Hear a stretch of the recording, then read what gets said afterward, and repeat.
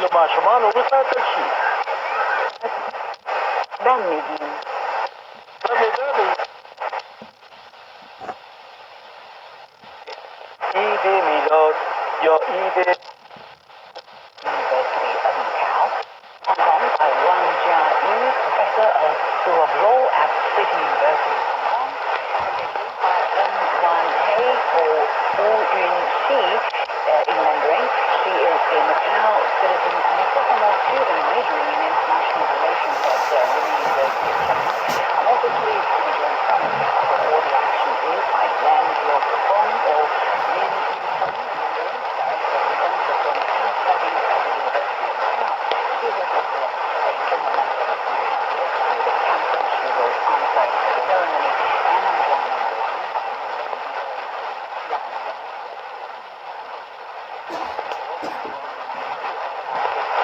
very diverse lineup today. But a few sentences on the background as a very clear model in the city now. Since the return of the city from Portuguese rule in 1999, Macau has been governed as a special administrative region under the one country, two systems policy, which is a unique arrangement that allows it to maintain its capitalist system and way of life within socialist China. With the gaining industry developing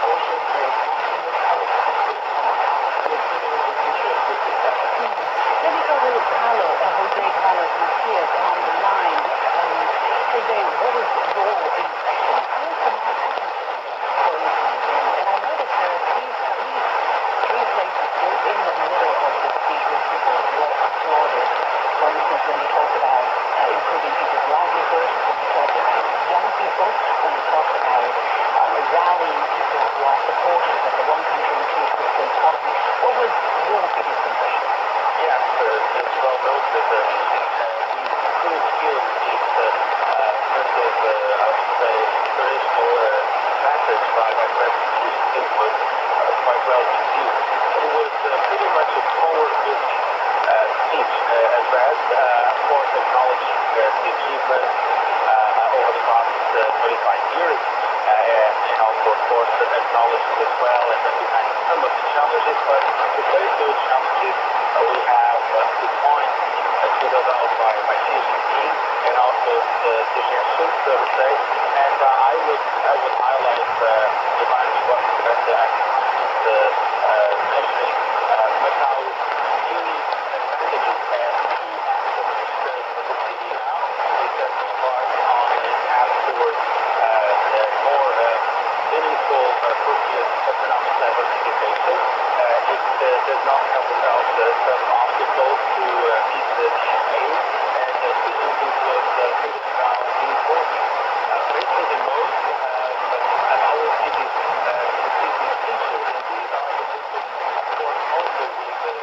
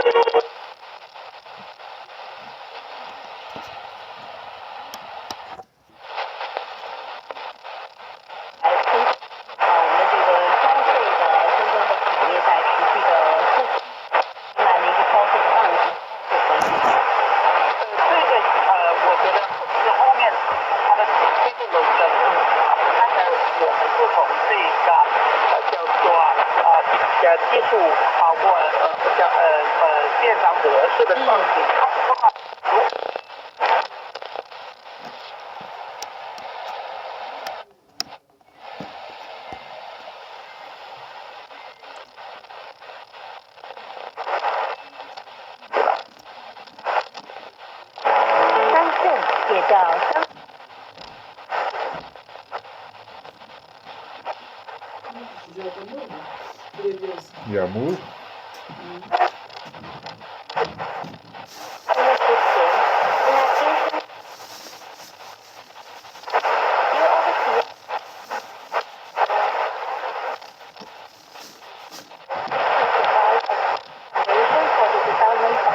tourism industry. I'm always amazed by the changes in the urban landscape of Macau. Well, you're one of the pioneers, shall I say, among Macau students to come to the mainland to live and study. You're studying international relations, but even during your high school years, you met a group of over 20 Macau high school students on a visit to Hengqin, to Zhuhai, and Guangzhou in Guangdong province. How do you look at the Greater Bay Area development and what kind of opportunities are you looking for a person like you that's majoring in international relations? What do you plan to do? For instance, do you plan to be a business job? Do you plan to go back to the Greater Bay Area?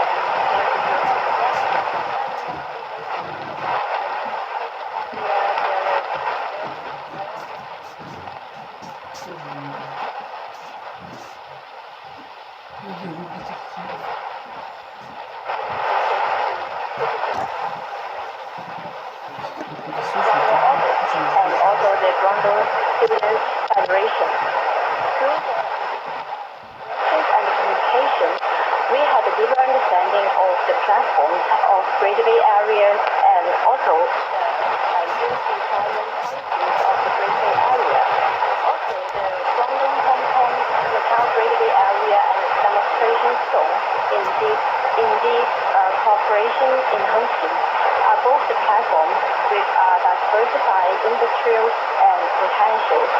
The integration of Macau, Guangdong, and Hong Kong will provide more possibilities for the young people to study, find jobs, start a business, or to live in the Greater Bay Area.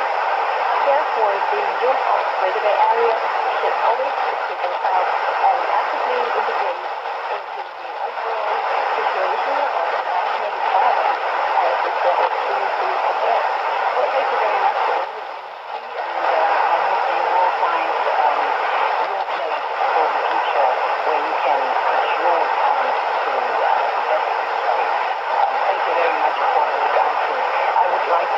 to Professor Lee Cheney for your insight. You have been teaching in the university now, but you're now in Moldova.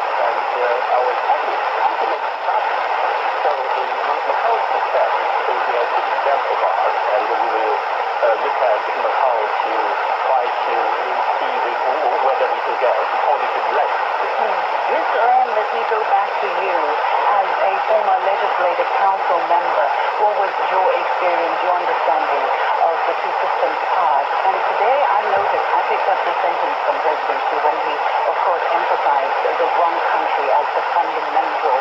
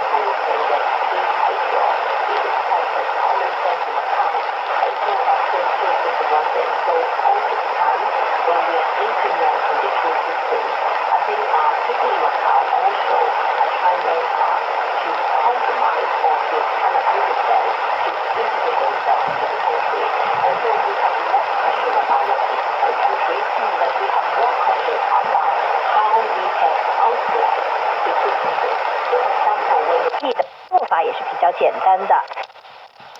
And Hong Kong is a much more mature capitalism market, and so they have their own system. But when we turn to the motherland, and the capitalism here is kind of different. So, for example, we have a lot of monopolies, and the gaming was operated by one company. I think Macau government, as a government, we try to use this two systems to make capitalism become a better tool for the development for Macau. So, for example, we break the monopoly of gaming just right after the handover. And we have some other cases in some other industries as well. Go back to Presidency's kind of speech today. I think that understand how we respect one country. Okay, we should be loyal to the country. Okay, love the country, right? And at the same time, understand what is the two systems and what kind of tool we can use from the two systems. I think that would be very important. And I think what Macau has been doing is like making capitalism, the two systems, its ultimate, ultimate function to develop Macau. Yeah, let's take a look at some numbers which are really quite important and related to what Lam was just talking about. Macau, of course, was known as the world's top gambling hub, but it has been trying to diversify its economy. I understand non-gambling sectors accounted for 60% of Macau's GDP last year. That's a 14% increase from 5 years ago. And now fiscal revenue from gambling dropped from 80% to 65% during the same period of time. Jose Carlos, if you're still with us, where does Macau's revenue come from increasingly now, and what's the challenge going forward? Well, as you were mentioning, the diversification is the way forward. How to get it right is not very easy in terms of achieving a result overnight. It is a long-term process which is taking shape, and this is the big challenge. Well, we can see in terms of the emerging sectors. Well, this is based on the 1+4 strategy, where one is the existing gaming and tourism core industry, and the core the emerging sectors.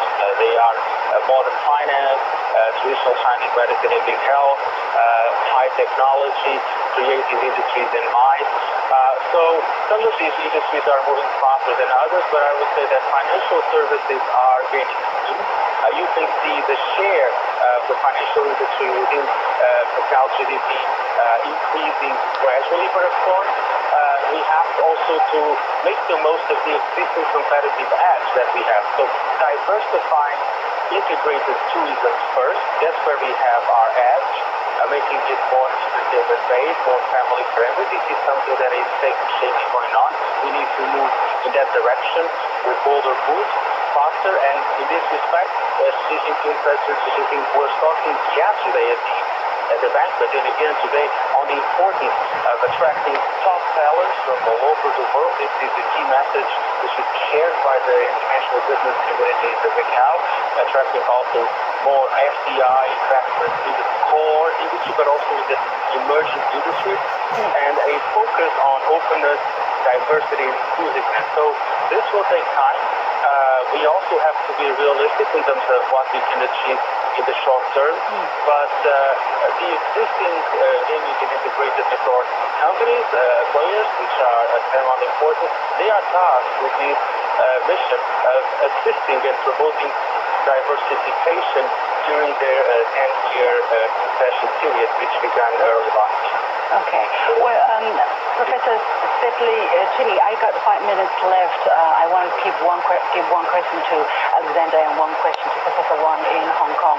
Going forward, what's the biggest challenge really for the economy of Macau or the livelihood of Macau? Because people pay a lot of attention to that. Professor Chetli.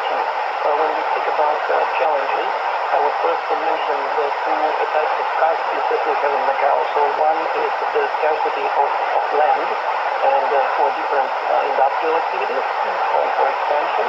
And second is scarcity of highly professional talent. And these are the two challenges that Macau will have to overcome, especially if the strategies that our colleagues have mentioned by developing industries different than tourism will succeed. It's 1+4 strategy. And in this regard, we have an opportunity offered within the Greater Bay Area project, which is the in-depth cooperation zone between Macau and Philippines, because it has offered Macau a much-needed land for industrial expansion, for building different facilities that will support these emerging industries, and also for the place where Macau residents, Chinese mainland residents, and also foreign residents will be able to live and work. So certainly we have challenges, but these are some opportunities that Macau should fully utilize. Let me go to Professor Wang in Hong Kong. I understand during the first 11 months of this year, foreign trade of the Greater Bay Area, including Guangdong, Hong Kong, and Macau, rose by 10%. That's almost doubling the national average, and the amount accounts for 1/5 of the nation's total. So together, what can Hong Kong and Macau do to overcome their common challenges? The Great Bay Area, as you mentioned, is truly a wonderful and grand project, and it puts together the resources of the China's richest region.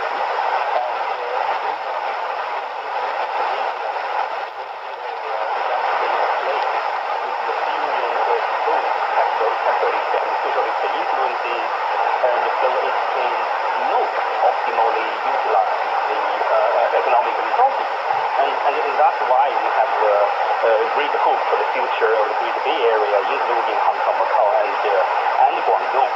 And for all the three sub-regions, we are all very. I think the Greater Bay Area project is the top priority.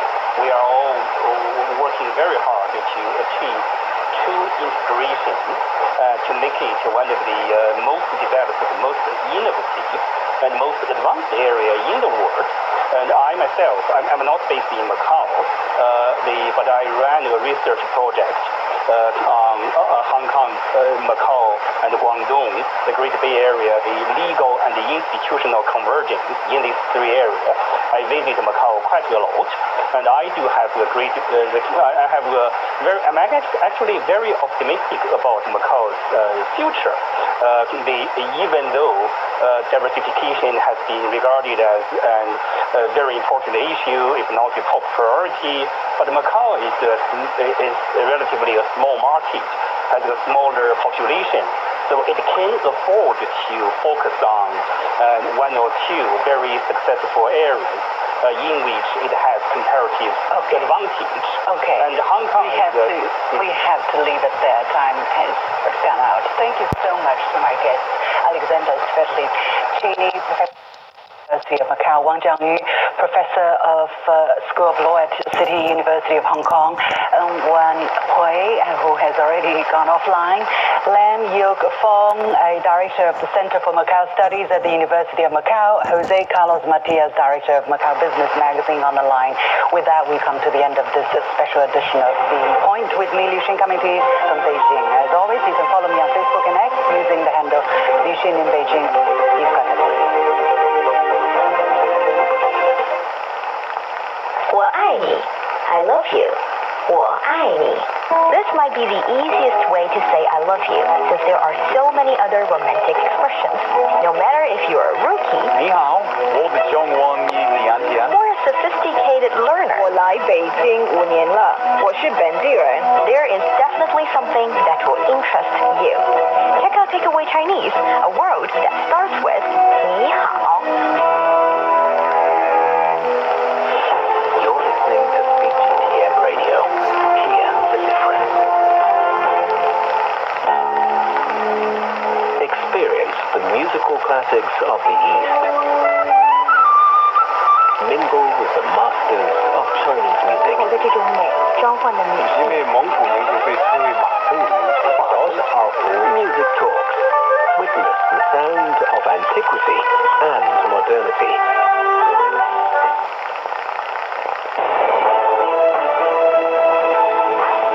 This is CGTN Radio.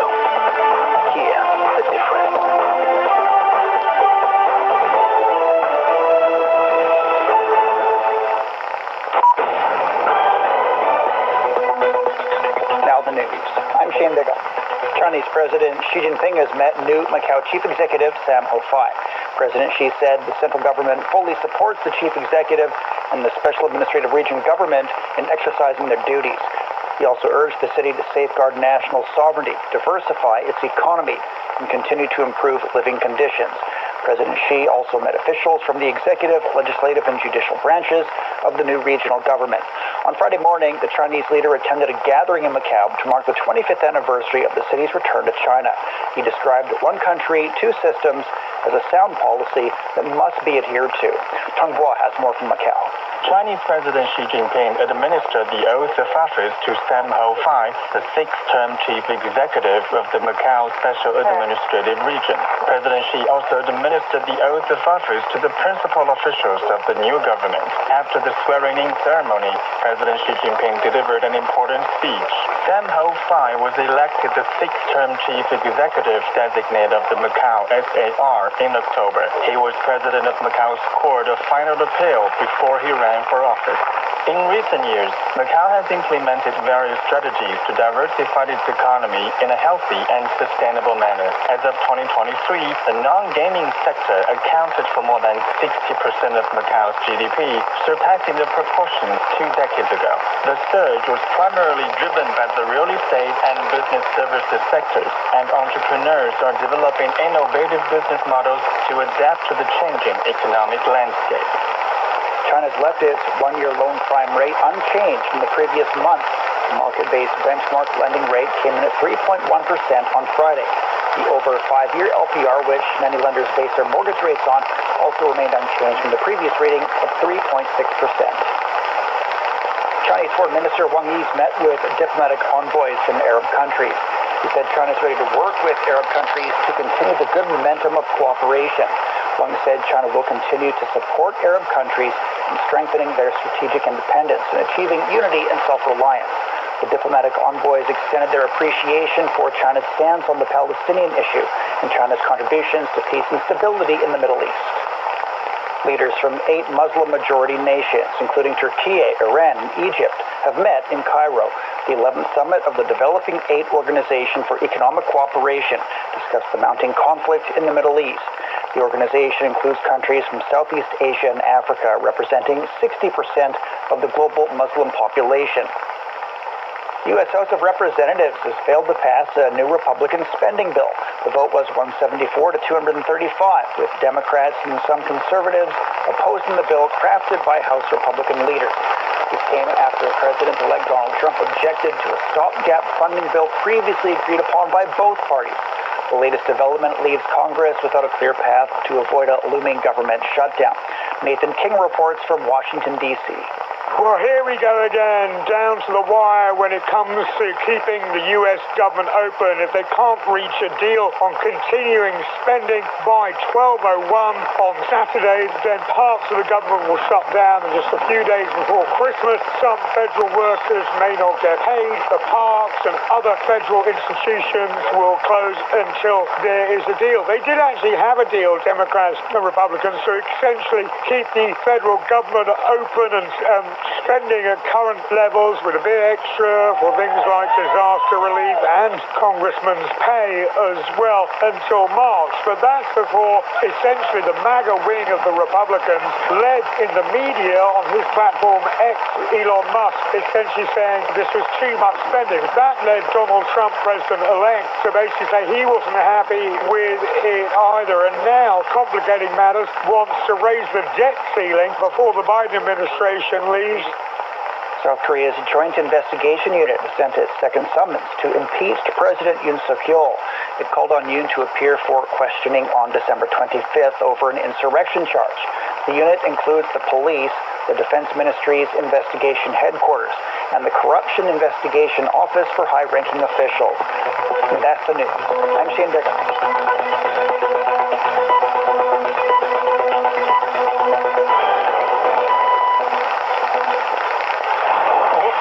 Keeps the world turning. This is Roundtable. This December 20th marks the 25th anniversary of Macau Special Administrative Region. To celebrate this historic milestone, we've prepared a special segment just for you, dedicated to everything that brings us joy, our happy place. And in other exciting news, no other city has done what Shanghai has, hosting 3 of the world's biggest video gaming tournaments in just a few years. Has the gaming world found its new capital? Coming to you live from Beijing, this is Roundtable. I'm He Young. For today's program, I'm joined by Steve Hatherley and Li Junqi. First, on today's show, Shanghai has just pulled off something truly remarkable. It's now the first city in the world to host the 3 biggest esports tournaments. That is the League of Legends World Championship, the International Dota 2 Championship, and most recently in December, the Counter-Strike Major Championship, also known as the Shanghai Major. To put this into perspective, it's like a city hosting both the Summer and Winter Olympics and the FIFA World Cup all in just 6 years. Talk about a legendary streak in the esports world. So for those like me who might not be deep into gaming, can you break down what exactly esports is? And since Junqi, you are a media professional by day and gamer by night, may I say? I'd love to hear your take on this. Somewhat true. I think it is. I'm the right option to be invited to this episode, since I've had my share, a fair share of experiences of being what some people might call addiction to esports in the past. But I think for people who don't really play games, I think it's important to first understand what esports is. So by the definition from the Oxford Languages, esports refers to competitive video gaming, where individuals or teams compete against each other in organized events, often for cash prizes or other rewards. So the key of esports is that people are playing video games. And I'm sure Soyang and Steve, you both played, let's say, Super Mario and Tetris, right? This is totally different, though. Yeah, but do you think Super Mario can be defined as an esports game? In my knowledge of what esports is and in my gaming history, I don't think Mario or Mario Kart would be considered in the esports realm. Here we're talking about professional leagues. Think about other sports, professional basketball leagues, professional baseball leagues. Think of it that way, except these are professional video gamers. And professional athletes, they have tournaments and leagues, they have casual events, they have different styles of games as well. Some of them are real-time strategy games. There are also first-person shooter games, multiplayer online battle arenas, or MOBA, I think those are referred to as. And these have audiences, just like other major sports do, of millions of people. Tons of people around the world. This is global as well. Support these players, support these teams, and they love watching these events. This is a really big industry. Right. So the key of esports is actually based on the competitiveness. And but fun fact that Super Mario actually can be competitive. Oh, can it really? Yeah, some people would do Super Mario in a speed run. They try to finish the whole game as fast as possible. And there are currently 420 players around the world that have finished this whole Super Mario Brothers from 1985 in just 5 minutes. Oh, wow. All right. Wow. Well, yeah. Somebody sounds like the super fan of that game. Absolutely. Right. Yeah. And for this particular topic, with Shanghai hosting 3 of the biggest esports tournaments, can you give us an overview of just how massive these events really are? Well, Shanghai has done a really big job of hosting these different championships, the ones that you mentioned. And the prize pools for them are massive. The number of people that they bring to Shanghai is impressive as well, because Shanghai is one of the leading cities for hosting esports events, and they have one of the highest concentrations of esports clubs as well. To use 2024 as an example, which is a good year to choose, they hosted 27% of all offline esports events in China, and I mentioned the clubs. They've got 52 clubs as of June 2024. That's a really, really high number. And globally speaking, they rank second among prominent esports cities around the world, sandwiched in between Los Angeles and Paris.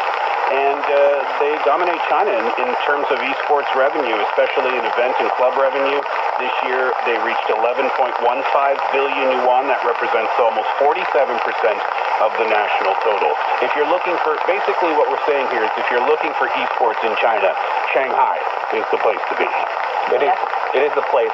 And I think the significance of Shanghai claiming this title is probably hosting three of the most popular esports games, which are League of Legends, or short as LOL, Counter-Strike Major Championships, which just took place earlier this month, that concluded on December the 15th. And also the esports game that I was personally sort of addicted to, the Dota 2 Championships, which Shanghai hosted this prestigious tournament, the International, in 2019. And all of these previous tournaments, the hosting city for this tournament were mostly in Seattle, which is the developer company was based in. And then also there were other international cities like Vancouver, Singapore, Copenhagen that hosted this game tournament, the International. And Shanghai became the very first city in Asia to ever host these championship from Dota 2. Yeah, the International, that's the name of the tournament for the Dota 2 championships. Just to give you an idea of how huge these tournaments are, they had the record-setting number for a prize pool. Exactly. In 2021, it's the largest prize pool to date. The prize pool was $40 million, which is astonishing. So that gives you an idea of the prize pool. And here's an idea of how many people watching. The League of Legends World Championship for 2024, also called Worlds 2024, they broke the viewership record for the most watched esports event ever, according to the data platform Esports Charts.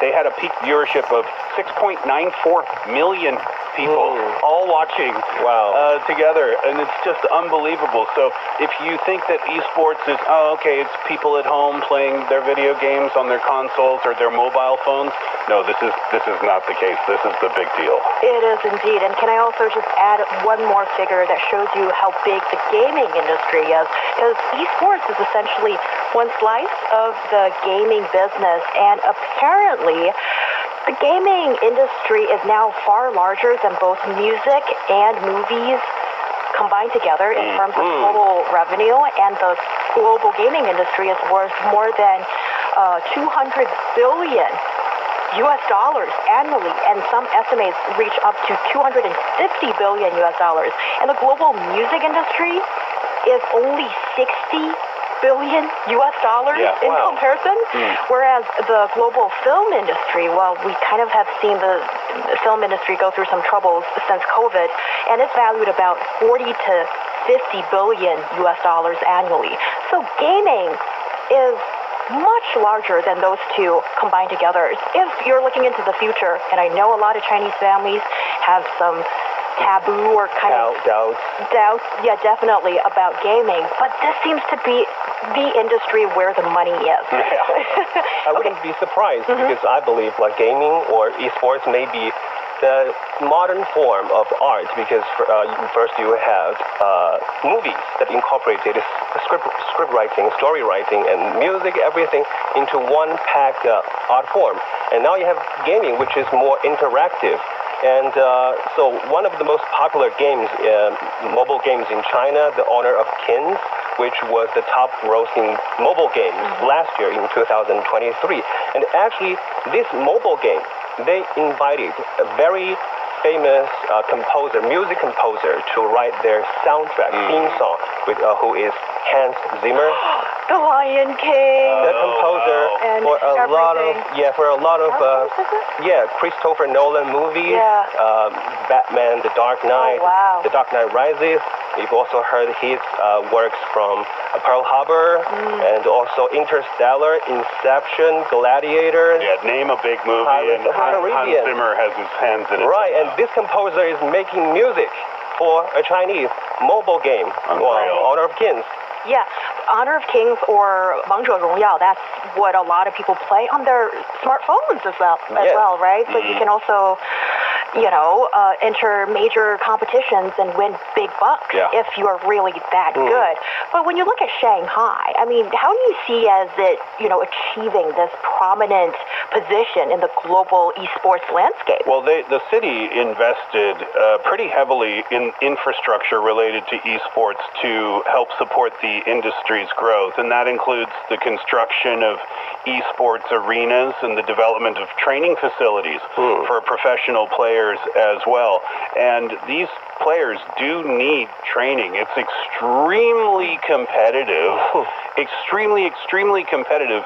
And to be the best, you have to practice at this. It's not just sitting down at your computer once a week to play a video game. No, these players are insanely good at what they do, and it requires a lot of practice, hence the training facilities. The Shanghai International Culture and Creative Esports Center, that's a $1.55 billion project, and that's just a great way to exemplify the commitment. These investments are also, which is a wonderful benefit, they're creating thousands of esports-related jobs, and they're attracting leading esports companies to Shanghai, too. Indeed, and I can't help but think about, actually how difficult it is to become a professional gamer, just like Steve has told us. And I happened to have a quick chat with a friend's friend who happens to be one of the owners of 王者荣耀, or Honor of Kings, the Beijing team base. And it's so shocking. Like Steve, you alluded to, once you enter the professional realm, you're talking about, super young geniuses, and they're training like 12, 15 hours a day. Or more, constantly playing the game. And for some of the obsessed gamers out there, they must feel, that sounds great to me. But hold on, you're also competing with the best of the best geniuses. And to even get in, you need to hit a solo rank of 75 stars with a 90% win rate, which basically means you cannot afford to lose. And sending your kid there, no matter how much they love or are obsessed with this game, usually they come back humbled. Seriously, focus on school, because that's much easier. And also, just to give you some Chinese figures on this, every year around 10 million to 15 million high school seniors in our country sit for the college entrance examination. And the top universities in China admit just a few 100,000 students. Doing the math before the show, I came up with this figure. About 3% of all students are enrolled to the top universities in China. Not bad, huh? Still pretty competitive. Meanwhile, at the peak of Honor of Kings, or 王者荣耀, there were about 100 to 200 million registered users competing for, if you're that good, you're competing for only a few hundreds of spots in the professional team. Wow. You have a better chance of getting into one of the top universities. So if you're listening, before you send your kids off to, their pro esports career, dig into the statistics and how difficult it is to be among the best. Oh, yes. The odds are really steep, my friend. So when we talk about the development of the esports arena, then certainly it's not just about the talent who are getting in. It's also about, the various stakeholders who are involved in this. And what do you think are the primary motivations behind Shanghai's pursuit of becoming a global esports capital? And this, we're seeing that, definitely the economy or the economic opportunities, that's a huge thing. And also industrial growth, because for the city, you kind of need like this area that can attract people's attention and investment and all those good stuff. Yeah, there's plenty of reasons. There's the economic opportunity, like you mentioned. Esports is booming here in China, but it's booming globally as well. There's huge revenues from tournaments, the streaming platforms, the sponsorships, the merchandise. Don't forget the merchandise also brings in a lot of money as well. Shanghai, of course, is one of China's most dynamic and economically advanced cities already, and they're seeing the opportunity to capitalize on the growth. And by positioning itself as a city for a hub for esports, well, then you're looking at being an attractive city for investments. And we talked about the number of jobs that can be created as well. And that just boosts the local economy, and then it boosts tourism, too, because you have people coming to visit for these massive tournaments. And the opportunity to capitalize financially speaking is one of the major incentives for sure. Yeah, I believe economy must be a very main drive behind this boom of esports, say in Shanghai in particular. Because if you talk about esports, this has really become like how the industry runs. It's very similar to how we see these economic factors run behind the sports teams. You have professional players, you have clubs that run these players, and you have sponsors sometimes that sponsor these mega-sized clubs.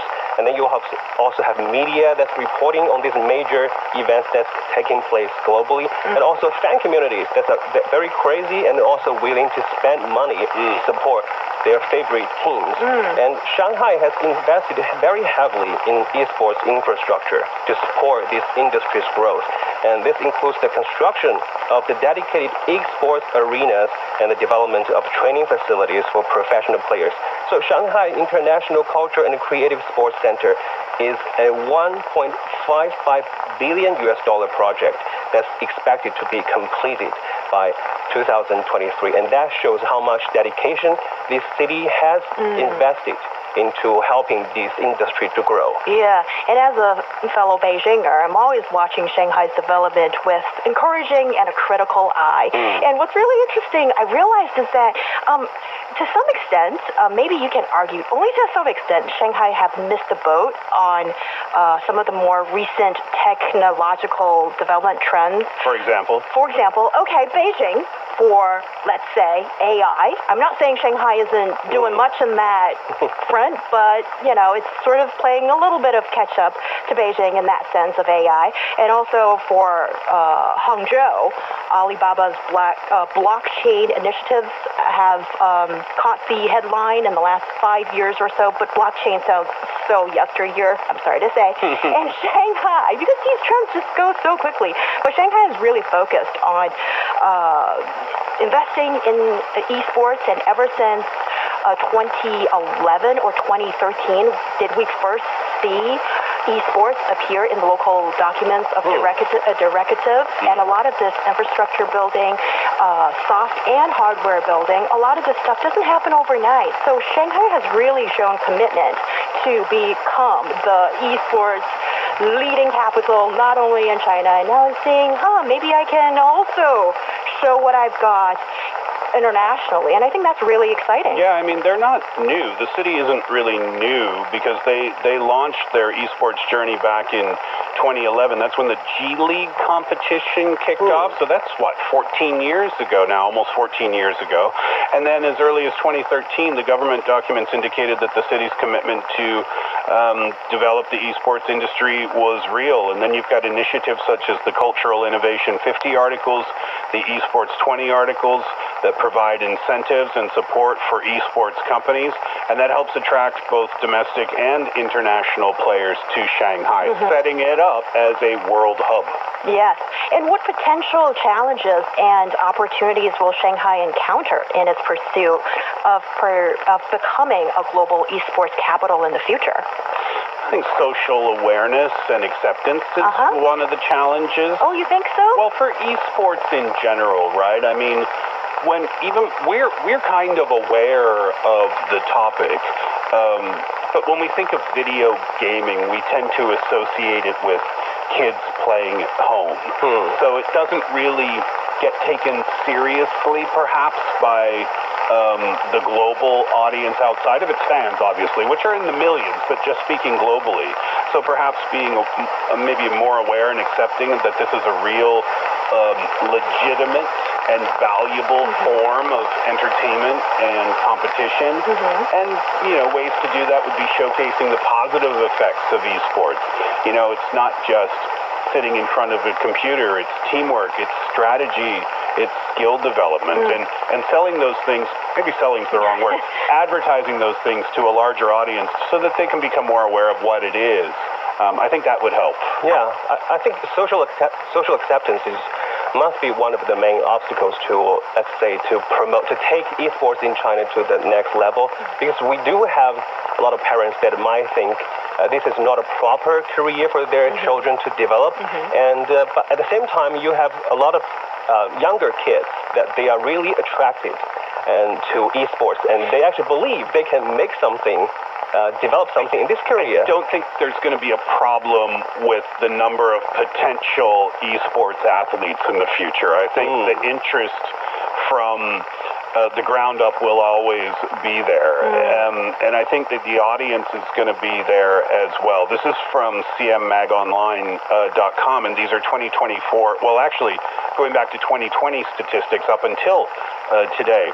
The number of viewers in millions, going back to 2020, it was 435 million for that year for esports. 2021, it went up to 474. 2022, 520, then 540, and then this year in 2024, 544 million. So what we're seeing there is consistent growth in the number of viewers. So you have the athletes there, you have the viewers, you have the revenue. The industry has been there for a while. It's continuing to grow. And now it's time for everyone around the world to accept this as the legitimate thing that it actually is. And I think it's also important, as we did establish on today's show, that you've got on the one hand the really bright side that Steve painted for us in figures, but also there was that figure that I cited earlier about the 3% of top students that go into top universities in China, but you only have 0.0003%. How many zeros? I know, of players of, for example, Honor of Kings to be accepted into the professional teams. And these aren't people that are guaranteed will win big money either. You're only being admitted to the team. And you've only had the ticket to enter the game of professionalism. To the industry. Yeah, so I think it's important for the families to have that in mind as well. But there are so many other things that one can get into. For example, like game design, music, and all these other aspects of the gaming business. You're talking about challenges, challenging to become one of the best in the world, of course. But Shanghai, Shanghai, the city, is doing incredibly well, becoming a hub. But Shanghai faces competition from other cities, too. We talked about the fact that in the top 3 are LA and Paris, but you also have London and Berlin and Seoul and Singapore who are investing heavily in esports infrastructure and events, just like Shanghai is doing. And what that means is that the landscape is becoming increasingly competitive. So to maintain its competitive edge, Shanghai is going to have to continue innovating, continue offering unique value propositions to attract top talent and top events. And this could involve developing specialized training programs or establishing esports incubators to nurture new business, or there's plenty of paths to achieve that goal. But the competition is out there for the city as well, so they need to stay on their toes. Of course. And how can Shanghai ensure the sustainability and positive social impact if it's of its thriving esports industry? But I believe there are many incentives for the authorities to keep promoting this industry, to promote esports. For example, through these, because it's a competitive gaming which you have multiplayers that are playing at the same time. And through these exchanges, there's actually a lot of cultural language exchanges that's taking place during this process. Let me paint a picture for you, both of you, that like you're in the middle of gaming, and then the internet is not working very well, right? And that's a main problem for a lot of the gamers. And then somehow you see a player typing Kale, K-A-L-E, in the chatting room. What does that mean? That sounds like Kale, but actually it's a Chinese player saying that he's Kala. Oh, his broadband is lagging. Oh, I see. Well, and this actually has become a buzzword among the Dota 2 player community, that a lot of English speakers, they learned Chinese Kala through these exchanges. Yeah, so it's not a healthy vegetable suggestion. No. I don't think so. Well, certainly having more responsible gaming practices, that could be something great to help the development of gaming in any country. And in China, we've seen that the government has rolled out a basket of policies or directories in the last few years also to sort of organize and direct particularly young players, to better use their time as such. And from hosting the world's top tournaments to shaping the future of esports, Shanghai is carving out its place as a global gaming hub. It's a city not only, well, maybe you can argue that it's not really the global gaming capital yet, but it's definitely a top contender. Coming up next, we'll talk about why is it so difficult to leave the office on time. Stay tuned. 经过全党全国各族人民持续奋斗。 Through the continued efforts of the whole party and the entire nation, we have realized the first centenary goal of building a moderately prosperous society in all respects. 历史性地解决了绝对贫困问题。 We have brought about a historic resolution to the problem of absolute poverty in China. In 2021, Chinese President Xi Jinping announced to the world that China, home to 1/5 of the world's population, had eradicated absolute poverty as scheduled by the end of 2020. This is also one of the globally recognized accomplishments that China has achieved over the past decade. From poverty alleviation to the inheritance of intangible cultural heritage, from green development to upholding social fairness and justice, and from peace building to promoting global development, China, under Xi Jinping's leadership, is in the process of significant transformations across sectors, pioneering innovative Chinese solutions for the world. Season 2 of Stories of Xi Jinping tells stories about China's great strides towards modernization and interprets Xi Jinping's governance philosophy, which has galvanized China's development and inspired many around the world. To better understand China, subscribe to Stories of Xi Jinping on all major podcast platforms.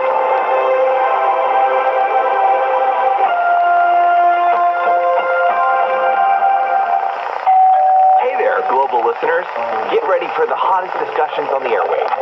Roundtable, your passport to the heart of China's buzzing society. Pressing issues, lifestyle trends, and impactful policies, we're tackling them head on, with wit, wisdom, and a whole lot of fun. Discover the real China through the eyes and voices of its people. Gain a unique global perspective on topics that resonate universally. Tune in and turn up the excitement dial on Roundtable as we bridge gaps and break barriers one discussion at a time.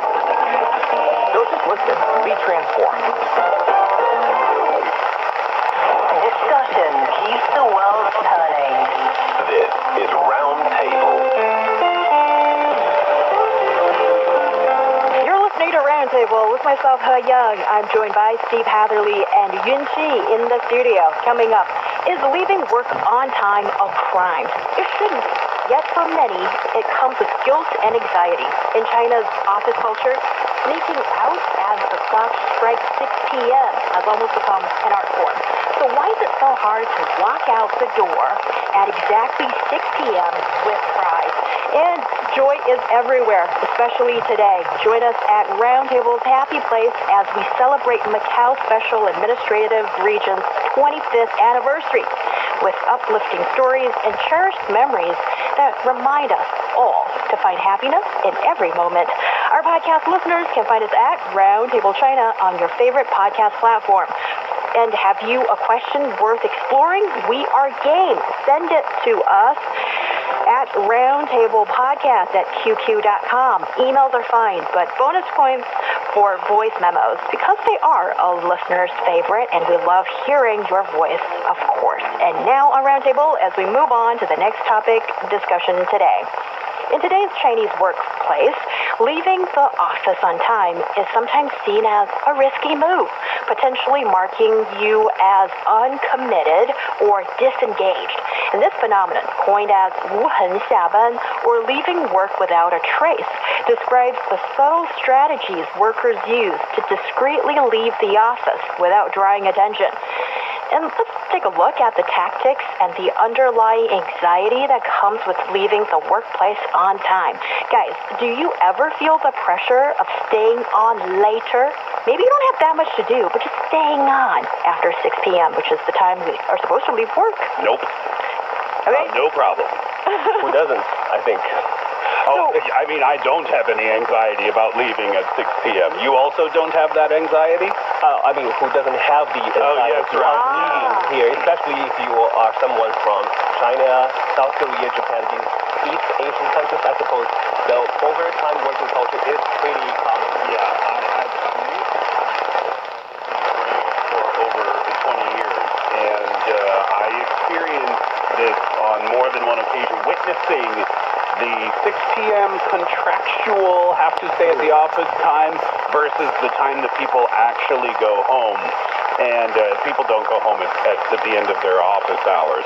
And the reason that I was told is because, and it's a very complicated issue, and maybe it's the same here in China, is that office workers, this is what people told me, they feel pressure to stay in the office because they don't want to be the first one to stand up, put their coat on, and walk out the office door. Because when they do that, then everyone else sees them, and they are running the risk of being looked at as the lazy person or the person who isn't dedicated to the job or to the company. So oftentimes what people would do is wait for the CEO or someone in upper management to go home, and then people will slowly form a line kind of and follow them out the door. Does that sound familiar with the Chinese office culture? I think that's a very accurate description for the overtime culture here. Yeah. Well, but I think it's important also to differentiate that maybe in some industries in China, it's more like that than others.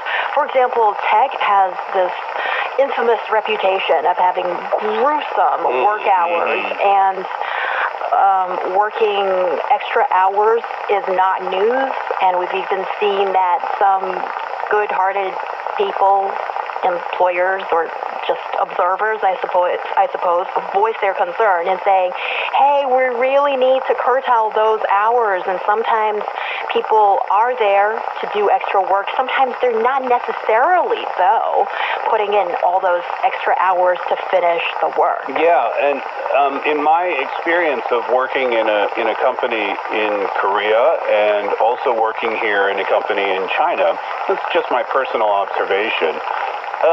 And my opinion is quite strong on this, I think. If you're at work and you're working, meaning actually doing your job, and you can complete your tasks within your scheduled working time, 8 to 5, 9 to 6, or whatever, then it's completely unnecessary to have to stay at the office beyond your time, because this can lead to a lot of problems in the future. I went to the World Economic Forum, and this cuts in the middle of a paragraph, but I want to read to you verbatim what it says from the World Economic Forum. But in some organizations, there is an expectation that everyone will work beyond their contracted hours as a matter of course. This can lead to a culture where people who leave on time are regarded as disloyal or showing a lack of commitment. This is what I mentioned before.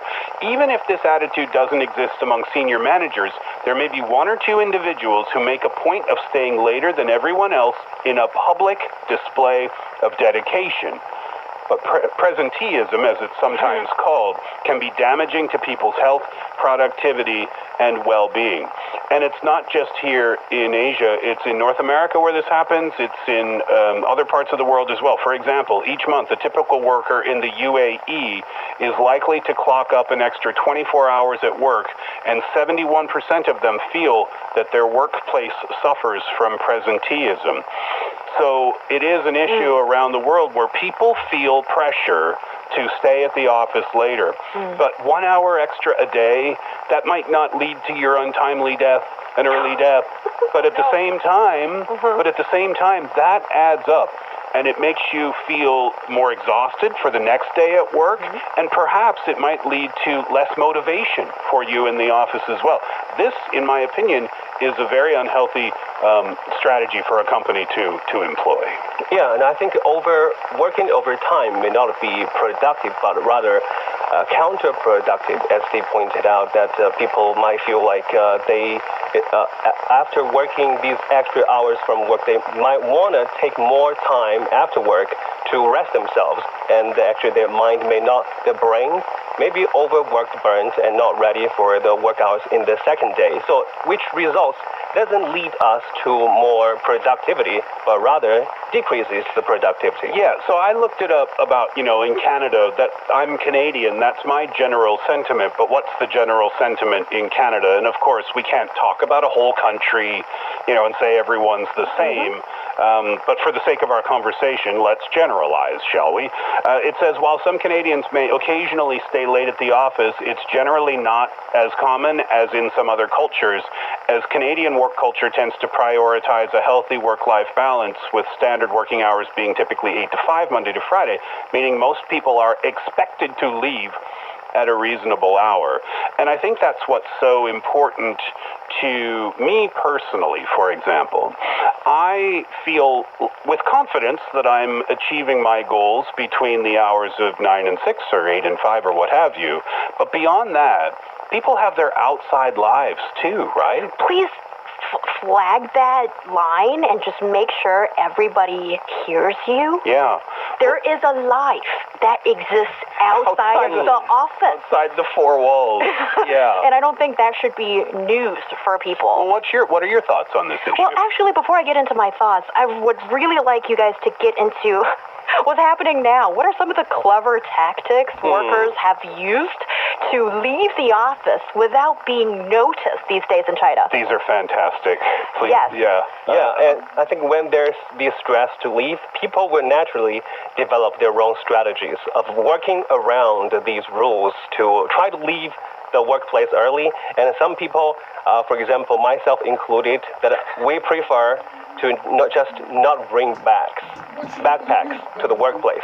No bags, no evidence. Yeah, because if you don't take your own bag, especially a larger backpack, then it'll not be so obvious when you leave the workplace. You can actually pretend you are just going over, to a toilet. Understood, because if your bag is at your desk all day, and then suddenly your bag is gone, that means you're gone. But if your bag is never there, and suddenly you're not there, it doesn't necessarily mean that you are gone for the day. Yeah, and this process of taking your bags and leave is also quite an obvious target for everyone else in the office. Oh, that is wonderful. See you. That is wonderful. Here's another one. Have you tried this one? Or maybe in this building you know where it is? The secret escape route? Oh, tell me. Oh, well, so in our building anyway, we have our one kind of main elevator area. But there are other elevator areas, the roads less traveled, perhaps, that, the maintenance staff tend to use more commonly. But when it's time to go home, there's the 5 p.m. crowd. I don't know if you've noticed the 5 p.m. crowd, but they love using the service elevators at that time. So maybe finding a route where your bosses are unlikely to be is a common way for Chinese office workers to sneak out a little early. Yeah, and the great length that people go, and also the tactics that they've come up with includes planning a detour after leaving the office. So let's say you're going to have dinner or go to the gym, but you're also signaling that you're coming back. So, of course, don't... right. Something like that. And yeah, like I'm going downstairs to pick up my dinner delivery. Yeah, but then actually... I'll be back up. You won't be back until tomorrow morning. Really? Do people do that? I'm just going to go grab something real quick and then... implying that you're coming back. Oh, wow. Which maybe, in fact, you just take the bag straight back home. Oh, that's great. Yeah, people are really creative, and it's not like they're leaving early particularly. It's more like, when we talk about this, it makes me feel a little bit sad. It's like people, they're not cutting hours, they just want to go on time, but they feel the psychological pressure or peer pressure or fear of judgment of some sort that they don't feel like I can go out in pride with my head held up high, and they're not breaking any rules, excuse me. So what do you think is driving this culture, or what are the root causes behind the pressure to stay longer? Yeah, so Steve, as an expat, having lived in South Korea for over 2 decades, and now China, what's your observation? Well, like what I talked about before, from what people told me, there's expectations within the office, I guess. Many companies, it's the unspoken culture, right? It's not to say that you can't leave at 5 p.m. or 6 p.m. There's nothing stopping you, and nobody's going to stop you. But perhaps you're putting your reputation at risk with others in the office, right? And they'll look at you like you are the lazy one. And with that comes judgment, right? So people don't want to get judged by their coworkers as well. And also, I would guess, office cultures are very competitive, right? Promotions come around from time to time, and people want those promotions. So if you're the one who is consistently standing up first at 6 p.m. and leaving, then that might hurt your chances. So all of those things combined, I guess. And don't get me wrong, I said in the beginning of our chat that I don't agree with it, but that's not to say that I don't understand it. I fully 100% understand the pressure behind. And so now please allow me to take this conversation sort of to the next level, because a while back I read something that was very interesting to me, that saying these stressful, anxiety, the anxious culture in the whole East Asia countries, China, South Korea, Japan, are very largely rooted in the geography. Because historically speaking, the soil conditions in this area, they are not the best to support the dense population here. So we can just cultivate just about enough rice, food, for the amount of population living in this area. So that's why people here are used to working a bit extra hard so we can survive. So we can survive among this huge population. Oh, I've never heard that before. Yeah, whereas if you look at other regions in the world where they have better soil conditions, I don't want to be name calling, but in those areas you might find people more laid back.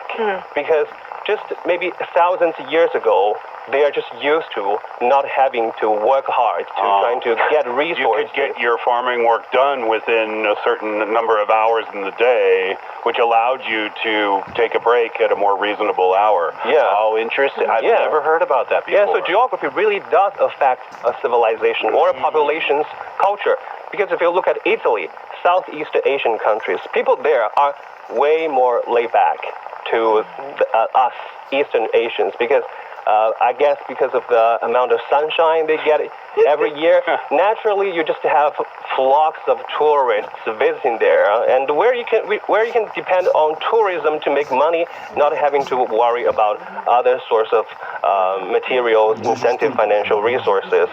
Yeah, I suppose competition has something to do here, because you mentioned basically the scarcity of resources can really drive people to compete more, because and also if you want the better life for yourself, for your family, etc., then no wonder some people than others. I wouldn't necessarily confine it to geographic confines, but it drives people to work extra hard. And also when you, let's say, if you're in an economy that's not buzzing and humming along as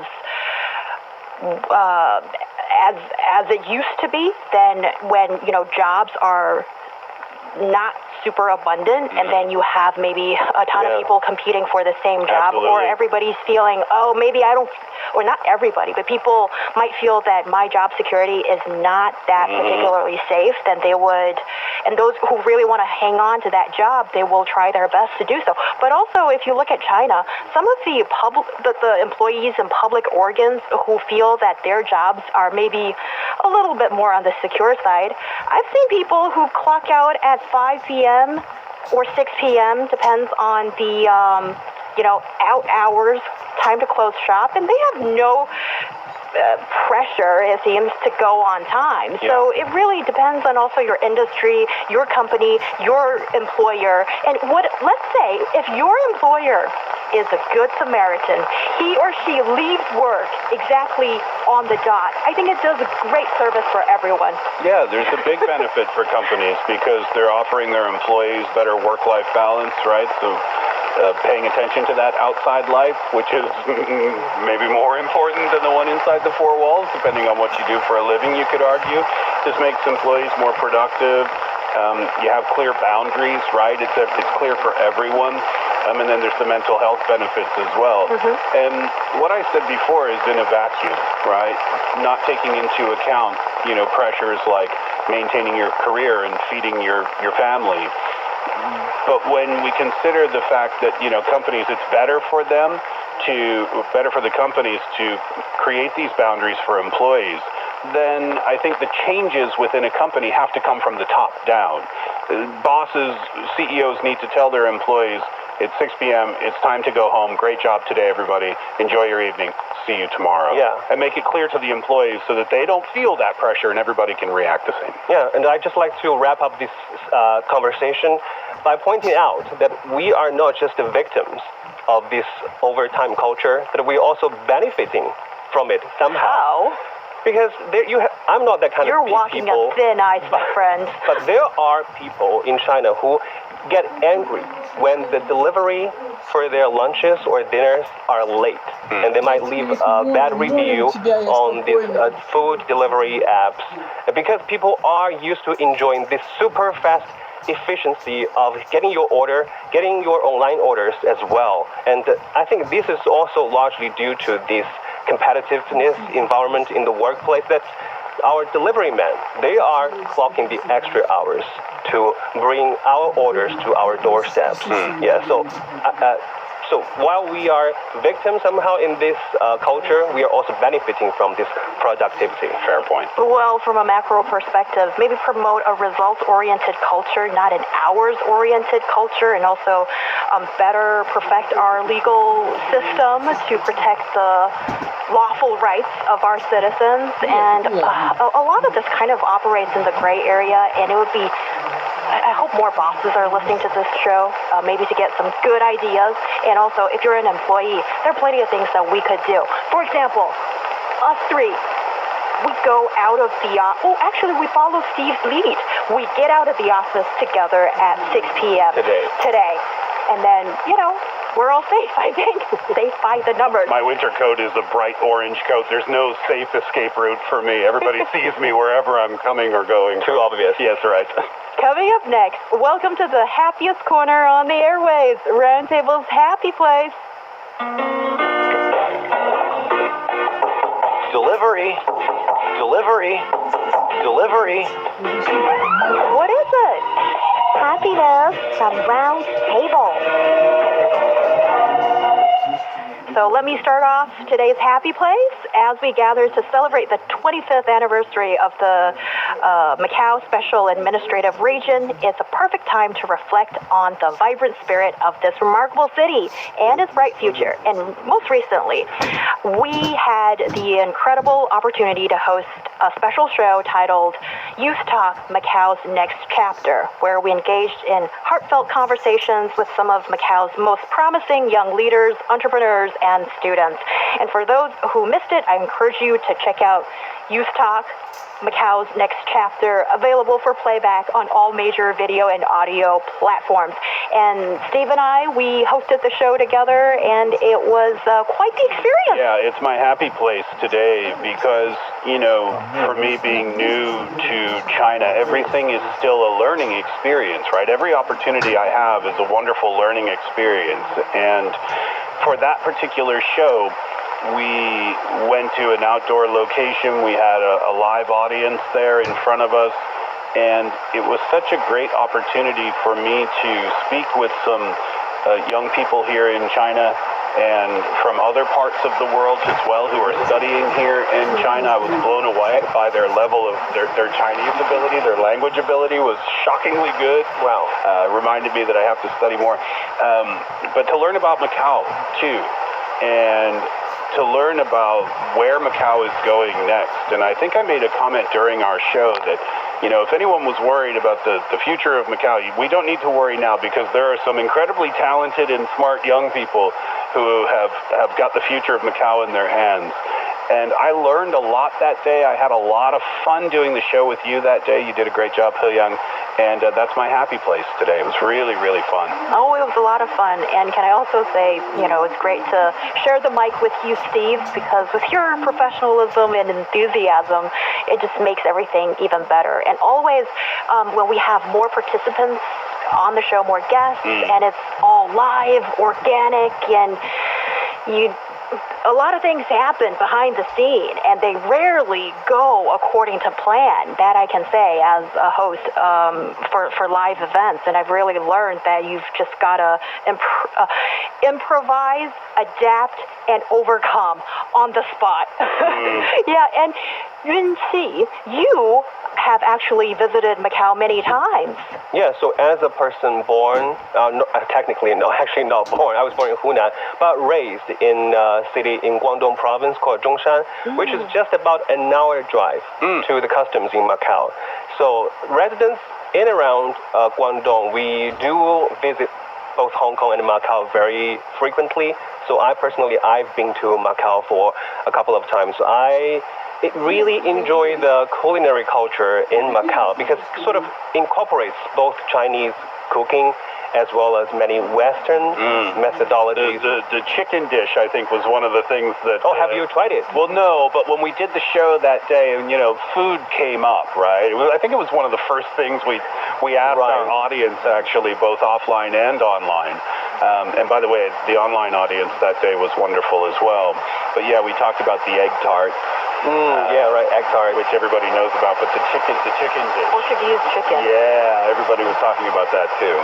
Yes, and also Macau has such a vibrant cultural scene. Also, its economy is developing, and our guests talked in depth about the different routes of diversification and how the city is finding new life in these new industries, and how young people see new opportunities, and also they're treading uncharted territory to some extent, starting your own business, and you might not succeed the first time around, but go for it the second time, and if you learn your lesson, you're making progress. And it was just really fun to not only hear all these stories and achievements as such, but also sort of hear the thought process of getting there. And I think that's always the best part of these interviews.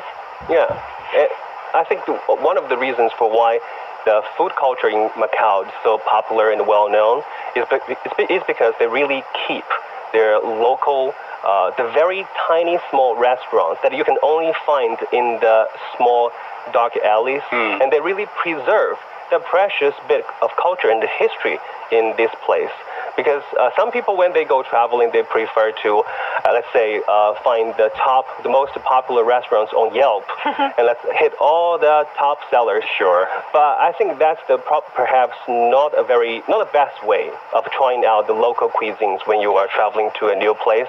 And so I personally like to visit the sort of, may look not so clean, but they do provide the most authentic and delicate and delicious. The mom and pop shops, those are always the best places to go, right? And you can find plenty of those shops in Macau. Yeah, so that's one of the other things that I learned is that it's got its rich history there, it's got its exciting future on the way, it's got so many reasons to visit there.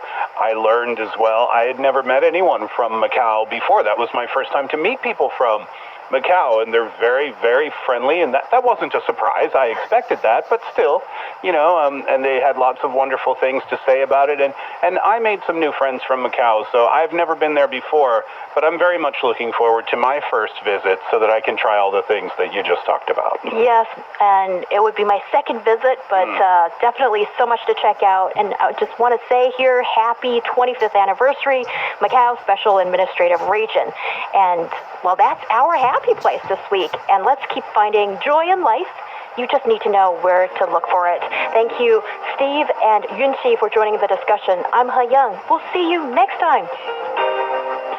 I was born on the 17th of November, 1800. Delve into a world of words with Books and Beyond, a podcast made especially for audiobook lovers. I came into the world as the youngest of 5 children. I wondered what Her Majesty would be like. Spy upon you, limpid one.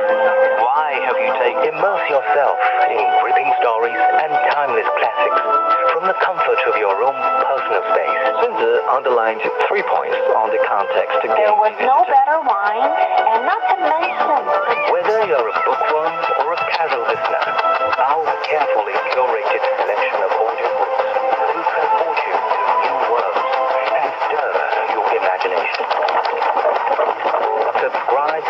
and beyond.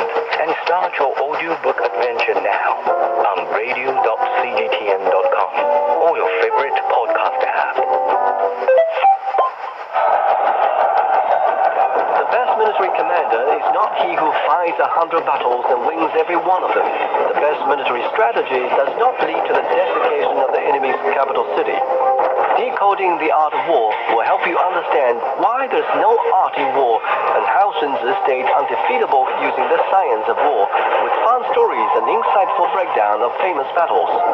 Find Decoding the Art of War wherever you listen.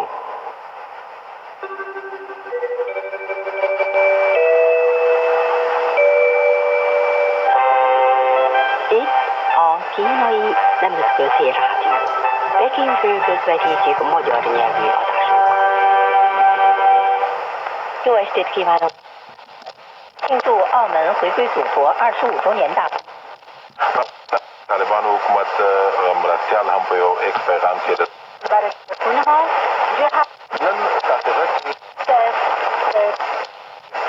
Dekabrya pikir halak hamad. 色的异国。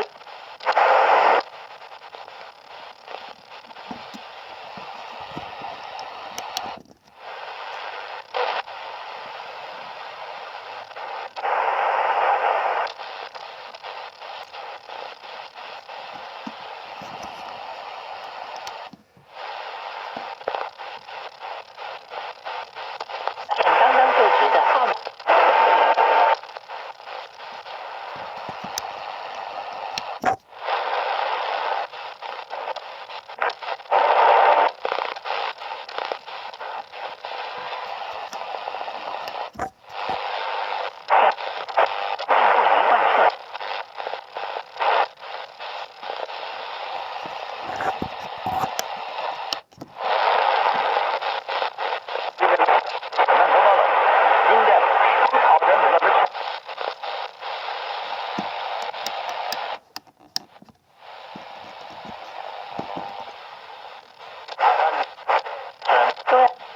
Nem is ez a probléma, hanem a nyitottság és a kínai kultúra közötti látszólagos ellen.